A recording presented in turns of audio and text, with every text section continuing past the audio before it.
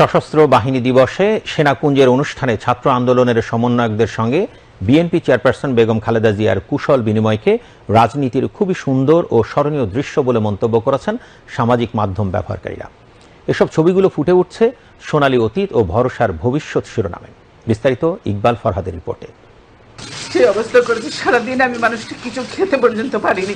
এক যুগ আগে সেনানিবাসের বাড়ি থেকে উচ্ছেদ হয়ে খোদার দরবারে এর বিচার দিয়েছিলেন খালেদা জিয়া। বৃহস্পতিবার সেনাকুঞ্জে বেগম জিয়ার হাস্যোজ্জ্বল উপস্থিতি সেই ইতিহাসকে আরেকবার সামনে এনেছে। বৈষম্য বিরোধী ছাত্র আন্দোলনের নেতা থেকে উপদেষ্টার দায়িত্ব নেয়া আসিফ মাহমুদ সজীব ভুইয়া ফেসবুক পোস্টে লেখেন, আপনাকে এই সুযোগ করে দিতে পেরে আমরা গর্বিত।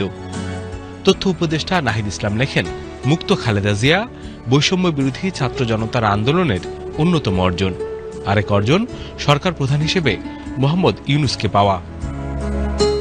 বেগম খালেদা জিয়ার সঙ্গে দেখা করার ছবি পোস্ট করে বৈষম্য বিরোধী ছাত্র আন্দোলনের আহ্বায়ক হাসনাত আব্দুল্লাহ লেখেন, আপনার আপোষহীন মনোভাব আমাদের অনুপ্রেরণা হয়ে থাকবে। অনেকটা একই ধরনের পোস্ট করেছেন সার্জিস আলম। এসব ছবিকে খুবই নান্দনিক বলে মন্তব্য করেন নেটিজেনরা।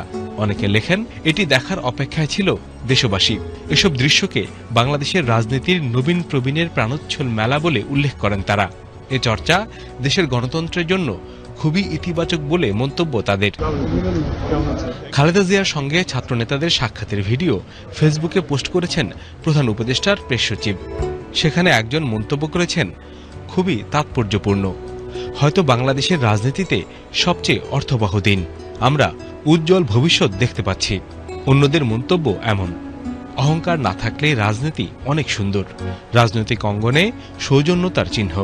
একটি উজ্জ্বল ঐক্যবদ্ধ বাংলাদেশ দেখার প্রত্যাশায়। ইকবাল ফরহাদ, বাংলাদেশ টেলিভিশন।